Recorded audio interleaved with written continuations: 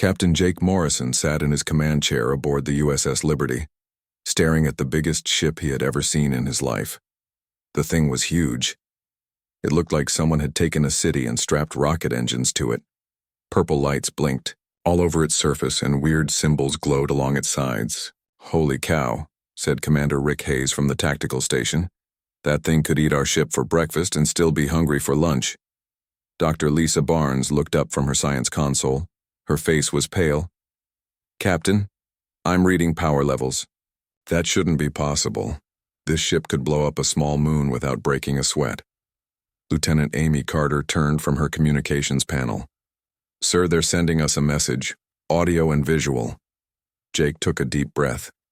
This was it, humanity's first contact with alien life. He straightened his uniform and tried to look important.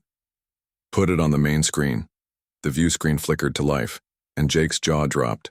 Standing in front of them was what looked like a giant purple penguin wearing more medals than a Christmas tree has ornaments. The creature was about 7 feet tall, had flippers instead of arms, and wore a hat so big it probably needed its own zip code.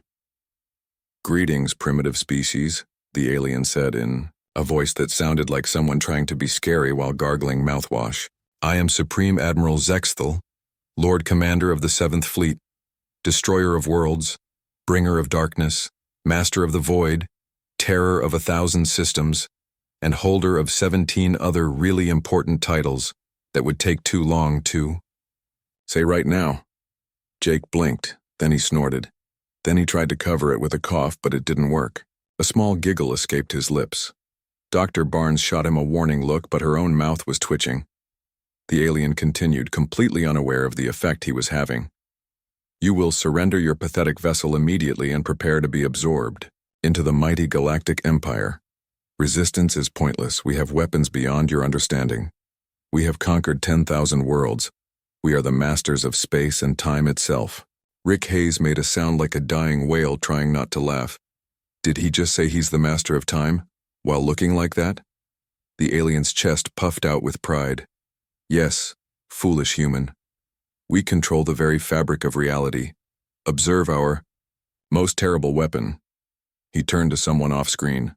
"Lieutenant Blorg, activate the destabilization ray." Jake expected something dramatic. Maybe the ship would shake. Maybe the lights would flicker. Maybe they'd all feel a terrible sense of doom. Instead, Jake felt slightly dizzy for about 10 seconds. "Did you feel that?" Admiral Zexthal asked, leaning forward. His hat tilted sideways, making him look even more ridiculous. "That was the power of our most feared weapon striking your primitive minds. Soon you will be completely unable to resist our will." Amy Carter had both hands pressed over her mouth, but her shoulders were shaking. "Captain," she whispered, "I think I felt a little seasick for a moment there." "Silence now," roared Admiral Zexthal, which would have been more impressive if his voice hadn't cracked halfway through the word. "You dare mock the might of the Vortak Empire? We have brought entire civilizations to their knees. We have made proud species weep with fear. We have crushed the hopes and dreams of countless worlds." "How?" Jake asked, genuinely curious now. "I mean, no offense, but you look like a penguin who raided a costume shop." The alien's eyes widened. "Penguin? What is this penguin? Is it some terrible beast from your world?" Dr. Barnes couldn't help herself. "They're these cute little birds that waddle around on ice and eat fish." "Waddle?" Admiral Zexthal looked confused. "We do not waddle. We march with the dignity befitting our station as masters of the galaxy." Rick Hayes watched as the alien demonstrated what he called marching. It looked exactly like waddling. Rick bit his lip so hard he thought it might bleed. "Look," Jake said, trying to be diplomatic while fighting back laughter. "Maybe we got off on the wrong foot here. I'm Captain Jake Morrison of the United Earth Space Fleet. This is Dr. Lisa Barnes, our science officer, Commander Rick Hayes, our tactical officer, and Lieutenant Amy Carter, our communications specialist. We're explorers. We come in peace." Admiral Zexthal's expression grew even more confused. "Peace? What is this peace? Do you surrender?" "Well, no, we're not surrendering. We're just saying hello." saying hello. But we just used our terrible weapon on you. Why are you not cowering in fear? Amy Carter finally lost it. She burst out laughing so hard she nearly fell off her chair. I'm sorry, she gasped between giggles. But your terrible weapon gave me a tiny headache for like 8 seconds. The alien looked genuinely hurt. It was supposed to make you dizzy and confused.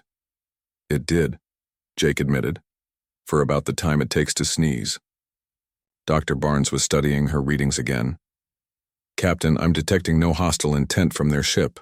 In fact, their weapons appear to be, well, they're not really weapons at all. What do you mean? Admiral Zexthol demanded. We have the most advanced military technology in the galaxy. Our molecular disruptors can wrinkle clothing from a distance of 3 meters. Our mind scramblers can make an enemy forget what they had for breakfast.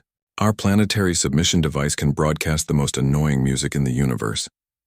Rick Hayes stared at the screen. Did you just say your weapons can wrinkle clothes and play bad music? Not bad music, Admiral Zexthol corrected proudly. Annoying music. There's a difference. Our military composers have spent centuries perfecting songs that are just irritating enough to make people want to give up fighting. Jake looked around at his crew. They were all struggling not to laugh out loud. This was supposed to be humanity's first contact with a hostile alien empire, and instead they'd found space penguins with the galaxy's lamest weapons. Admiral, Jake said carefully, exactly how do you conquer planets? Simple, Admiral Zexthol replied. We arrive in orbit, announce our demands, demonstrate our power, and the planet surrenders. It works every time. And if they don't surrender? The alien looked confused again. Why wouldn't they surrender? We're very scary.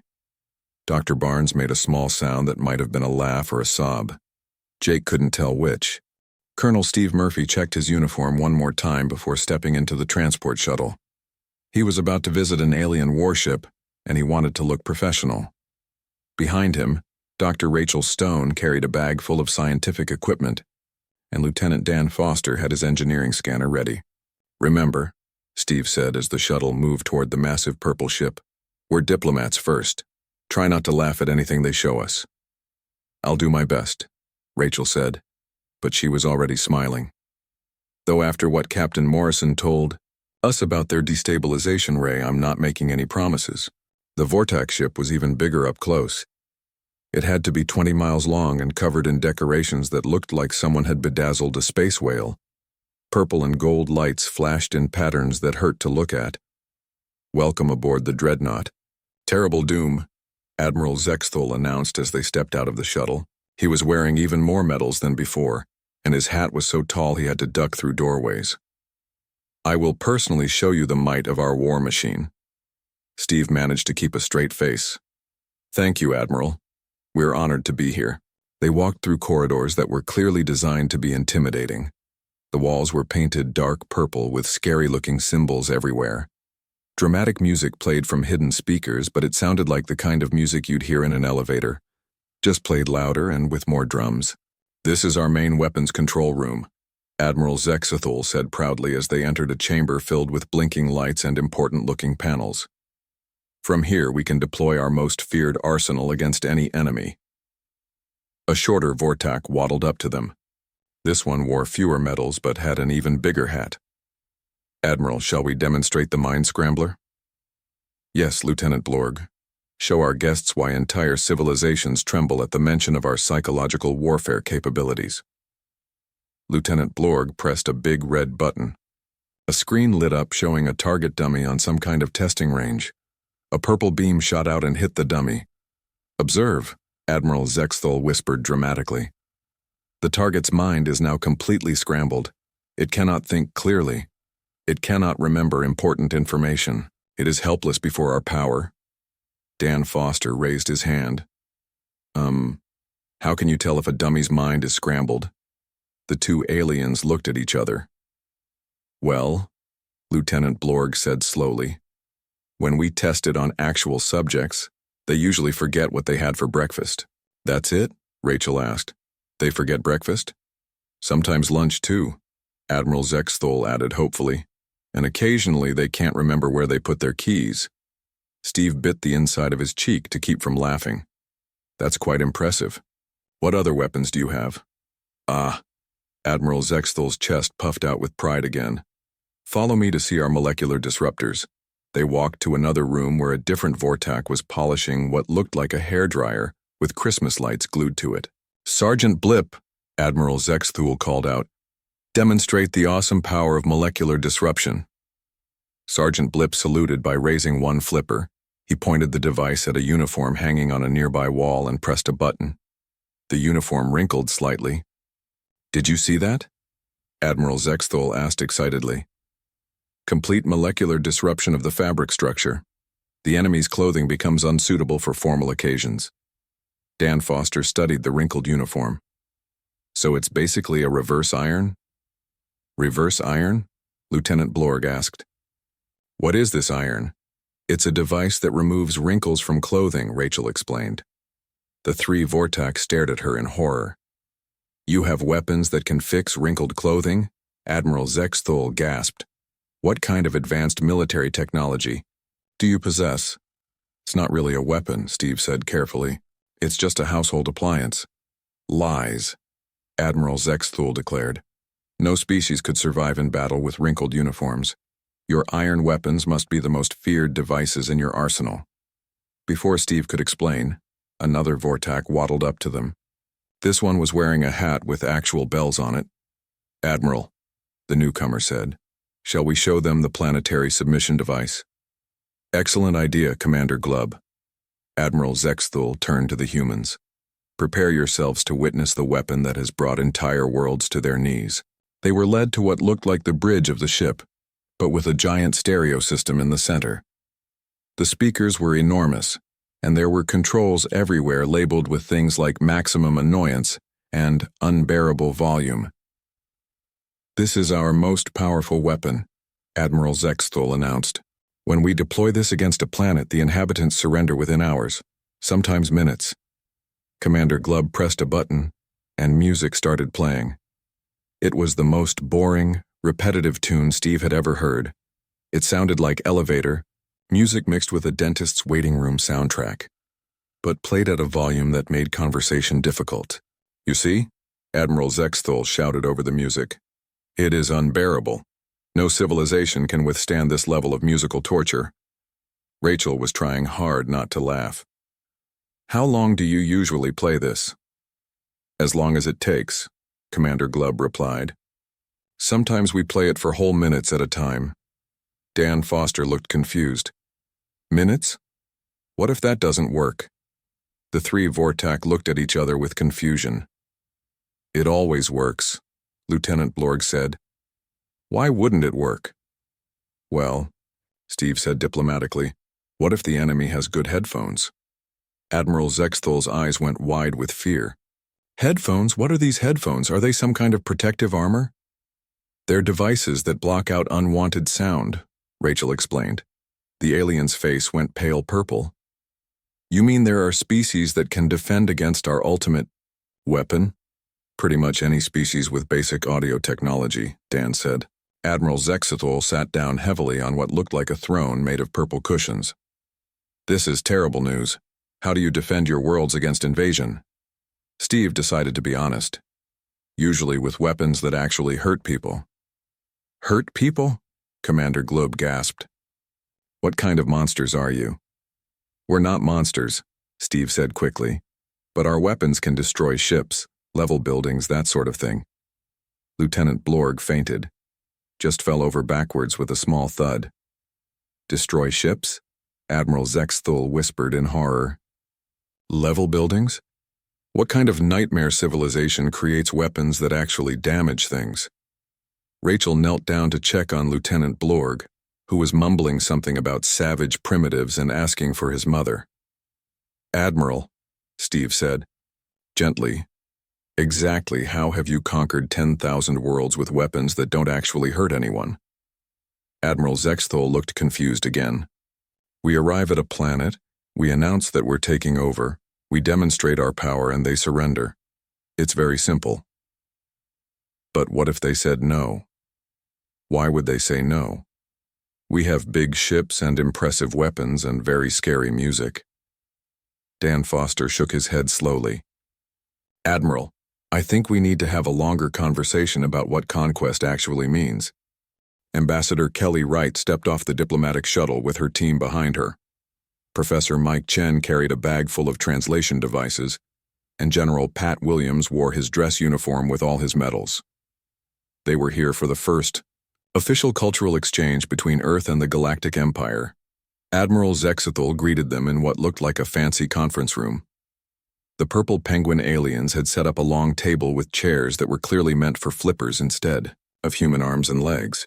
Welcome to our cultural exchange, Admiral Zexethel announced proudly. Today we will learn about each other's ways of war and conquest. Kelly smiled politely. Actually, Admiral, we were hoping to learn about your culture, your art, your history. Not just military things, the alien looked confused. But we are a military empire. Everything we do is about conquest and showing our power to lesser species. Professor Chen opened his notebook. How do you conduct warfare exactly? We're very curious about your battle tactics. Admiral Zexthel's chest puffed up. Our greatest military strategy is the synchronized disapproval waddle. Lieutenant Blorg, demonstrate for our guests. Lieutenant Blorg gathered several other Vortak aliens in the room. They all lined up and began marching in formation. But it looked exactly like a parade of angry penguins. They waddled in perfect timing while making disapproving clicking sounds with their beaks. You see? Admiral Zexthel said proudly. When 1,000 of our warriors perform the synchronized disapproval waddle, the enemy becomes so overwhelmed by our display of unity and displeasure that they immediately surrender. General Williams watched the performance with his mouth slightly open. That's your battle formation? Our most feared battle formation, Lieutenant Blorg corrected, still waddling. We also have the stern warning march and the collective sigh of disappointment. Kelly tried to maintain her diplomatic composure. These are all very impressive, but what do you do if the enemy doesn't surrender? The aliens all looked at each other with confusion. Why wouldn't they surrender? Admiral Zexthel asked. We filed all the proper paperwork. We sent 3 official warnings. We demonstrated our disapproval clearly. What more could they want? Paperwork? Professor Chen asked. Of course, Commander. Glub waddled over carrying a stack of purple papers. Before any conquest, we must file Form 27B for Declaration of Intent to Conquer, Form 15C for Official Warning of Impending Doom, and Form 8A for Notification of Surrender Requirements. General Williams took one of the forms and read it. It was written in fancy language but basically said, "Please surrender your planet because we asked nicely." What happens if they don't fill out the surrender forms? Kelly asked. Admiral Zexthel looked shocked. Not fill out the forms? But that would be improper. How can there be an official conquest without proper documentation? So you've never actually fought anyone? General Williams asked. Fought? Lieutenant Blorg gasped. We don't fight. Fighting is messy and someone might get hurt. We prefer civilized conquest through official channels. Professor Chen was taking notes as fast as he could write. Admiral, you said you've conquered 10,000 worlds. How exactly did you do that without fighting? Simple, Admiral Zexthel explained. We arrive at a planet, we announce that they now belong to the Galactic Empire, we show them our impressive ships, and play our dramatic music, and they agree to join us. Just like that? Kelly asked. Well, sometimes we have to fill out extra paperwork, but yes. Commander Glub nodded. Most species are very polite. They see our big ships and our official uniforms and they assume we must be in charge of something important. General Williams shook his head slowly. Have you ever met a species that said no? The aliens all looked at each other again. There was one incident. Admiral Zexthel said quietly. The Blubnoids of System 47C. They asked us to prove our power. What did you do? We played our planetary submission device at maximum volume for almost 3 minutes. They were so impressed by our dedication that they offered to join the Empire. Immediately. Kelly was starting to understand. Admiral, I think there might be some misunderstandings here. When you say these species joined your empire, What exactly do they do? They send us reports, Lieutenant Blorg said proudly. Monthly, reports about how their planets are doing. Sometimes they send us pictures of their local festivals. That's it? Professor Chen asked. They just send reports? And they let us put up signs, Commander Glubb added. Big purple signs that say, "This planet is part of the Galactic Empire." The signs are very nice. General Williams was trying hard not to laugh. So your empire is basically a newsletter subscription service with decorative signage? Admiral Zexthul looked offended. It is a mighty empire built on order and proper administration. We have the best filing system in the galaxy. Kelly decided to try a different approach. Tell us about Earth customs then. What would you like to know about humans? We heard humans eat fish, Admiral Zexthul whispered in horror. Is this true? Yes, many humans eat fish. Also chicken, beef, pork, lots of different animals. All. The Vortak aliens gasped and huddled together. You eat other living creatures? Lieutenant Blorg asked in shock. Well, yes, but we cook them first, Professor Chen explained. Commander Glubb fainted. This is terrible, Admiral Zexthul said, backing away from the humans. You are savage predators. No wonder you laughed at our weapons. You probably eat your enemies after defeating them. We don't eat people, Kelly said quickly. Just animals that we raise for food. You raise creatures specifically to eat them? Admiral Zexthul's voice went up 3 octaves. What kind of nightmare species does that? General Williams realized. He needed to change the subject. What do you eat, Admiral? Fish flakes, Lieutenant Blorg said proudly after waking up from his faint. Dried fish flakes and kelp biscuits, sometimes algae smoothies on special occasions. So you eat fish too, Professor Chen pointed out. Just dried fish. The aliens looked at each other in confusion. That's different, Admiral Zexthul said, slowly. Fish flakes don't count, they come in packages. Where do you think the packages come from? Kelly asked gently. Admiral Zexthul's eyes went wide. Are you saying that fish flakes were once actual fish? Afraid so. Another Vortak fainted. We've been eating fish this whole time, Commander Glubb whispered. Does this make us savages too? No, Kelly said quickly. It just makes you normal. Every species needs to eat. Admiral Zexthul sat down heavily. This is very confusing. If eating fish is normal and you humans are normal, then maybe our weapons aren't as impressive as we thought. They're impressive in their own way, General Williams said diplomatically. Very creative. But they don't actually hurt anyone, Professor Chen added. Is that bad? Lieutenant Blorg asked hopefully. Kelly smiled. Actually, Admiral, I think that might be the best thing about your empire. Dr. Jennifer Blake adjusted her translator as she stepped aboard the massive council ship. The vessel was even bigger than the Vortak dreadnought, shaped like a giant golden egg covered in windows. Admiral Tony Rodriguez walked beside her, his uniform crisp and his expression serious. Remember, Jennifer whispered, we're representing all of humanity here. Try to make a good impression. After what happened with the Vortak, I'm not sure what a good impression even means anymore, Tony replied. They were escorted through corridors that looked like they were designed by a committee of very confused architects. The walls curved in impossible directions and the ceiling changed colors every few steps. Strange music played from somewhere, but it sounded like a mix of whale songs and elevator jazz. The council chamber was enormous. Hundreds of different alien species sat in seats that seemed designed for every possible body type.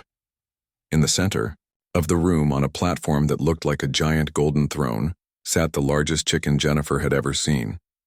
It wore a cape made of what appeared to be rainbow feathers and had a crown that sparkled with tiny lights.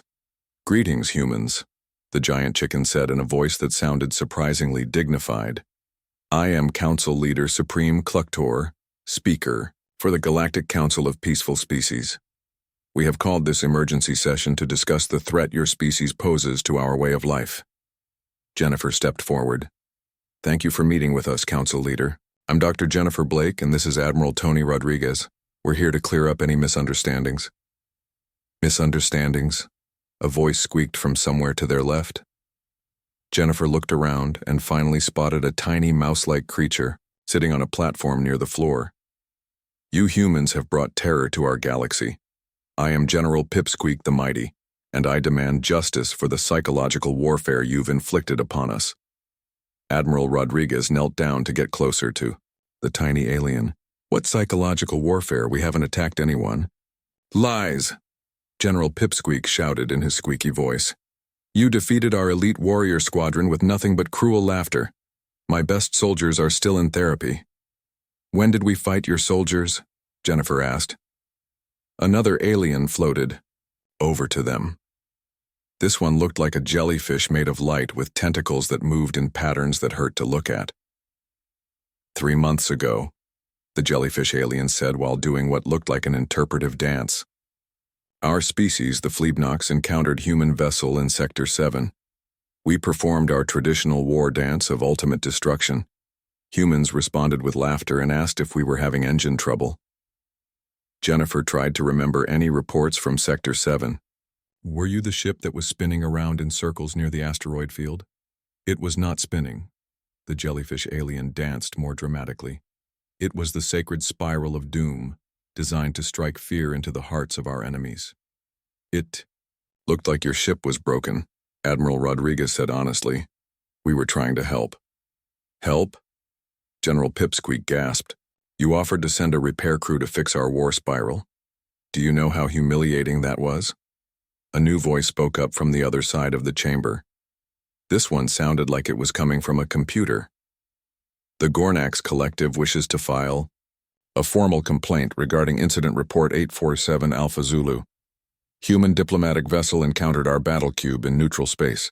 We transmitted our standard threat assessment form 15B. Humans responded by asking if we needed technical support." Jennifer looked around until she found the source of the voice. It was a cluster of floating crystals that glowed different colors when they spoke. "Your battle cube looked like it was having computer problems," she said. "All your lights were flashing randomly and you kept playing the same message over and over." "That was our intimidation protocol," the crystal said, flashing red with what might have been anger. "The repetitive message was designed to break down enemy morale through persistent psychological pressure." "It sounded like a broken answering machine," Admiral Rodriguez said. More aliens started speaking up, each telling similar stories. A species that looked like walking plants complained that humans had offered them fertilizer during what was supposed to be a terrifying encounter. A race of rock-like beings were upset that humans had admired their decorative formations without realizing they were actually a battle formation. Council Leader Supreme Cluctor raised one wing for silence. "You see the pattern, humans. Everywhere your species goes, you cause chaos by refusing to be properly afraid. You laugh at our most sacred military traditions. You offer help when you should be surrendering. You treat our fearsome warriors like they need assistance." Jennifer was starting to understand the scope of the problem. "Council Leader, I think there's been a massive misunderstanding. None of these encounters were military actions on our part. We thought we were being helpful." "Helpful?" General Pipsqueak squeaked indignantly.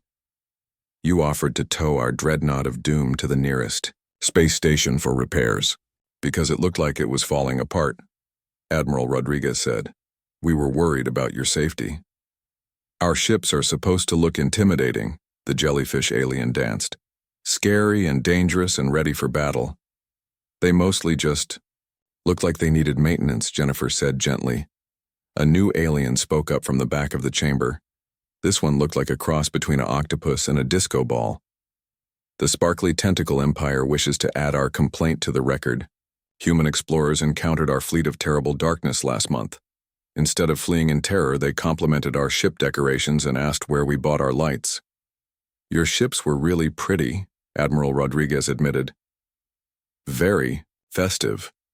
"Festive?" the disco octopus alien wailed. "They were supposed to be terrifying.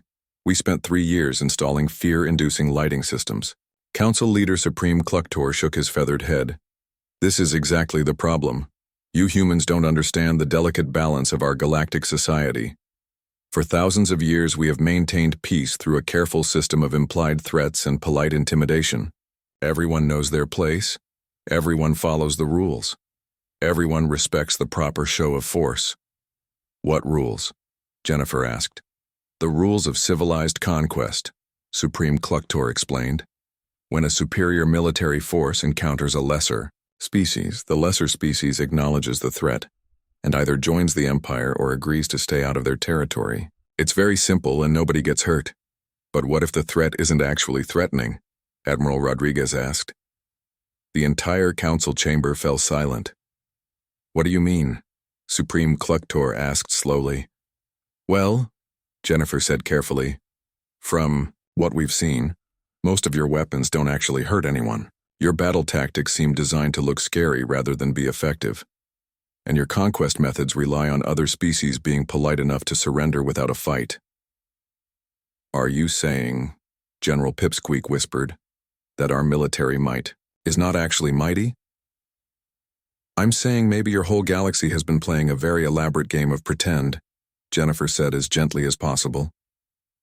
The chamber erupted in chaos as hundreds of aliens started talking, squawking, dancing, flashing, and making various other forms of noise all at once. Lieutenant Commander Chris Bell sat in the archives room of the council ship, surrounded by data tablets that looked like they were made from crystallized starlight. Dr. Nina Torres worked at a computer terminal that seemed to be grown rather than built, its organic curves pulsing with soft blue light. Find anything interesting? Chris asked as he picked up another tablet covered in alien writing. More than interesting, Nina said, not looking up from her screen. Chris, I think I've figured out how this whole Galactic Empire thing actually started, and it's completely insane. Chris walked over to look at her screen. It showed what appeared to be a historical record, with pictures of the first Vortak explorers from 50,000 years ago. Look at this. Nina pointed to a section of text that her translator was slowly converting to English. This is the official record of the very first conquest in galactic history, the planet Xerion 7 in the outer spiral. Chris read the translated text and his eyes widened. It says here that Admiral Quixthul of the First Exploratory Fleet made contact with the Xerionians and immediately demonstrated the power of the Vortak Empire by unleashing the war bark of ultimate dominion. Keep reading, Nina said with a grin. Chris continued. The Xerionians, terrified by this display of raw power, immediately surrendered their world and begged to be allowed to join the Galactic Empire, rather than face further demonstrations of Vortak might. He looked up at Nina. This sounds like every other conquest story we've heard.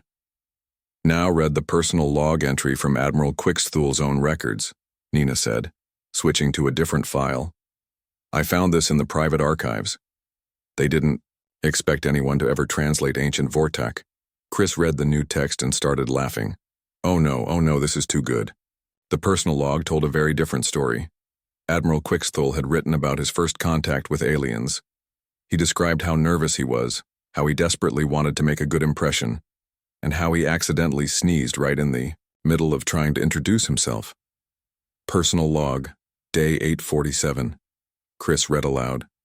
Made contact with alien species today. Was so nervous that I sneezed during our first meeting.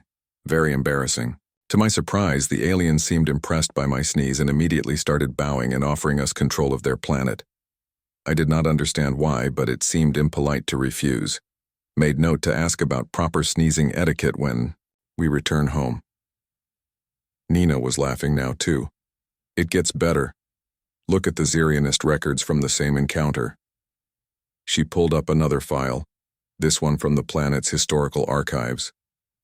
The Xerionist version of First Contact described the arrival of the mysterious purple beings from space. According to their records, the lead alien had made a terrifying sound that shook the very air around them, clearly demonstrating the terrible power at their command. They thought his sneeze was a weapon, Chris said, shaking his head. The whole Galactic Empire started because someone had allergies. Look at what happened next, Nina said, scrolling through more records. Every species that joined the Empire, after that did so because they heard about the terrible war bark that had forced the Xerionians to surrender, but none of them ever actually heard it themselves. Chris sat down heavily in a chair that molded itself to fit his body. So every conquest after the first one was based on rumors about a sneeze that people thought was a super weapon. Exactly.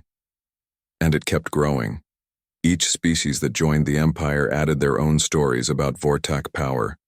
Pretty soon everyone in the galaxy believed that the Vortak had weapons that could destroy planets, control minds, and bend reality itself. But the Vortak believed these stories too? Nina nodded. That's the beautiful part. The Vortak started believing their own reputation. They thought they really were the most powerful species in the galaxy. They just couldn't figure out why their weapons didn't seem to work the way everyone said they should. Chris looked at another tablet. This explains so much. No wonder Admiral Zexthal was confused when we weren't scared of the destabilization. Ray. He's probably been wondering his whole life why their legendary weapons were so disappointing. It gets worse, Nina said. Or better, depending on how you look at it. According to these records, the Vortak have been trying to live up to their reputation for 50,000 years. They keep building new weapons and testing them. But since they don't actually know how to make real weapons, everything they build is completely harmless. What about all the other species? The ones with the ridiculous battle tactics and the scary-looking ships? Nina pulled up more files. Same story, over and over. Every species that joined the Empire tried to copy what they thought Vortak military tactics looked like. But since nobody actually knew what real military tactics were, they all made up their own versions. Chris read through record after record of species joining the Empire. The Fleabnoks had developed their spinning war dance after hearing that Vortak ships could move in impossible patterns.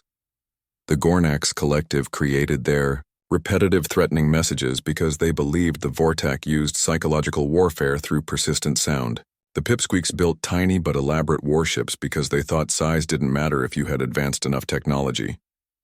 Every single species in this empire is copying something they've never actually seen, Chris realized.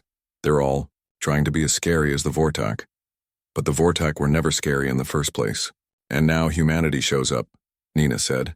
And we're not impressed by any of it because we actually know what real weapons look like. Chris stood up and started pacing. Nina, do you realize what this means? We've accidentally exposed the fact that the entire galactic power structure is based on a 50,000-year-old misunderstanding about a sneeze. It's worse than that, Nina said grimly. According to the latest reports I'm reading, news about humanity is spreading fast. Other species are starting to ask questions about why the humans aren't afraid. Some of them are beginning to wonder if maybe the Empire isn't as powerful as everyone thought. Chris stopped pacing. How bad is it? Nina showed him a series of recent communications between various species in the Empire. The messages were full of confusion and growing doubt. Some species were asking for demonstrations of imperial power. Others were requesting proof that the legendary Vortak weapons actually worked. A few were even suggesting that maybe they didn't need to be part of the Empire anymore. 3 different species have declared independence in the past week, Nina said. Not through rebellion or war, just by sending polite messages saying they've decided to leave. And the Vortak don't know how to stop them because they've never actually had to enforce their rule before. Chris sat back down. We've broken their entire civilization by accident. Not broken, Nina corrected. We've just shown them that it was never real in the first place. The question is, what do we do about it? Before Chris could answer, an alarm started blaring throughout the ship. The organic walls around them pulsed with red light, and a voice echoed through the chamber. Emergency council session, the announcement said. All species representatives report to the main chamber immediately. The Galactic Empire is experiencing what appears to be a complete systemic collapse. Chris and Nina looked at each other. Think, Chris said slowly. We're about to find out what happens when an entire galaxy discovers that their worst fears are actually just space penguins with hay fever. Captain Jake Morrison stood in the main council chamber, watching the biggest argument in galactic history. Hundreds of alien species were shouting, squawking, dancing, flashing, and making every other kind of noise possible. Some were demanding proof that the Vortak Empire was real. Others were declaring independence. A few were crying. Admiral Zexthul sat on his throne looking smaller than Jake had ever seen him. The proud purple penguin's hat sat crooked on his head, and his medals seemed too heavy for his shoulders. "Order," Council Leader Supreme Cluctor called out, but nobody was listening. "Please, we must have order." Jake looked around at his team. Dr. Lisa Barnes was taking notes on the chaos. Lieutenant Amy Carter was trying to translate 17 different alien languages at once. Commander Rick Hayes just looked confused. "Captain," Amy said, "I'm getting reports from all over the galaxy. 47 species have declared independence in the last hour. The Gornax Collective is asking for proof that Vortak weapons actually work. The Fleabnox want to know if their war dance was ever really scary." Jake made a decision. He walked to the center of the chamber and raised his voice. "Excuse me," he called out. The noise continued. "Excuse me," he shouted louder. Slowly, the chamber fell quiet. Hundreds of alien eyes, sensors, and other visual organs turned to look at him. "Thank you," Jake said. "I know everyone is upset right now. You've just learned that your whole understanding of galactic power was based on a misunderstanding. But that doesn't mean everything you've built is worthless." General Pipsqueak squeaked up from his tiny platform. "Easy for you to say. Humans have real weapons. We've been playing pretend for 50,000 years. "Maybe," Jake said. "But you've also built something amazing. You've created a galactic civilization where nobody gets hurt, where conflicts are solved through paperwork and polite conversation, where the worst thing that happens in a war is someone gets their clothes wrinkled." Admiral Zexthul looked up, hopefully. "You think our way of doing things isn't completely terrible?" "Admiral, your empire has kept peace in the galaxy for 50,000 years without firing a single shot that actually hurt anyone. That's incredible." The jellyfish alien floated over, doing a slow, sad dance. "But we're not really warriors. We're just pretending." Dr. Barnes stepped forward. "Who says you have to be warriors? Your species has turned conflict resolution into an art form. You've made it so that joining your empire is actually a good thing for most planets." "How is it a good thing?" the disco octopus alien asked. "We don't do anything except send reports and put up signs." "Exactly," Jake said. "You've created a system where planets can be part of something bigger without losing their independence. They get to feel like they belong to an important galactic community, but they still run their own worlds however they want." Council Leader Supreme Cluctor ruffled his feathers thoughtfully. "You're saying our empire works because it doesn't actually control anything?" "I'm saying your empire works because it's based on cooperation instead of conquest," Jake replied. "You've accidentally created the most peaceful galactic government in history." Admiral Zexthul stood up slowly. "But what about our weapons? Our military might? Our reputation?" Jake smiled. "Admiral, your weapons are perfect for what they actually do. They're designed to end conflicts without hurting anyone. The Mind Scrambler makes people forget what they were angry about. The Molecular Disruptor ruins formal occasions, which stops important meetings where people might declare war. The Planetary Submission device is so annoying that people would rather negotiate than listen to it." "You mean our weapons aren't failures?" Lieutenant Blorg asked hopefully. "They're the most successful weapons in galactic history, Commander," Hayes said. "They've prevented more wars than any other weapons in existence." The chamber began to buzz with excited conversation. Species that had been ready to leave the Empire were now talking about staying. Others were asking how they could improve their own peaceful conflict resolution methods. "But what about you humans?" Admiral Zexthul asked. "You have real weapons, scary weapons that actually hurt people.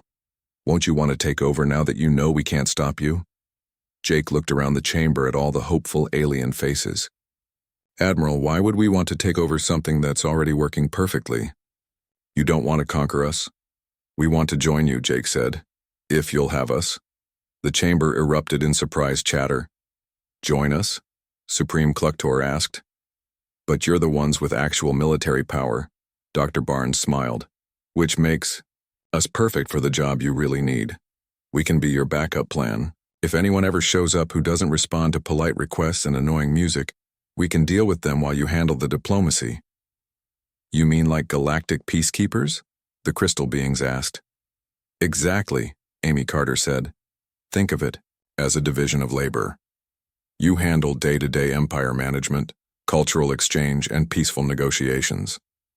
We handle any situations that require actual force. Admiral Zexthol's eyes lit up. So we could keep doing what we're good at, but we'd have backup if we ever needed it, and we could learn from you, Jake added. You've figured out how to run a galactic civilization without constant warfare. That's something we definitely want to learn. General Pipsqueak stood up on his tiny platform. I motion that humanity be officially invited to join the Galactic's Empire as our conflict resolution specialists. Seconded, called out the jellyfish alien. All in favor? Supreme Cluctor asked. The chamber filled with every form of agreement that hundreds of different species could produce. Cheers, clicks, flashes, dances, and musical tones created a symphony of approval. Admiral Zexthul waddled over to Jake and extended a flipper. Welcome to the Galactic Empire, Captain Morrison. I hope you're ready for a lot of paperwork. Jake shook the flipper and grinned. Admiral, after learning about your filing system, I'm looking forward to it. 6 months later, Jake sat in his new office aboard the Council ship, reviewing reports from across the galaxy. The Empire was stronger than ever. 3 new species had joined voluntarily after hearing about the reformed government structure. The old members were happier knowing they had actual protection if they needed it, and humanity had learned more about peaceful conflict resolution in 6 months than they had in their entire history. Admiral Zexthul waddled into the office carrying a stack of purple forms.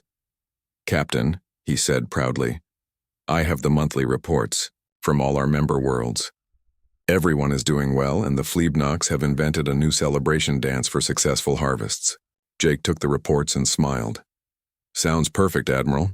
Any actual conflicts to resolve? Just one. The Gornax Collective and the Sparkly Tentacle Empire are having a dispute about proper lighting protocols for diplomatic meetings. Let me guess, Jake said.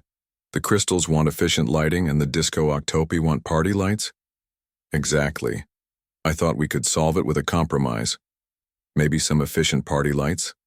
Jake laughed. Admiral, I think you've got this one handled.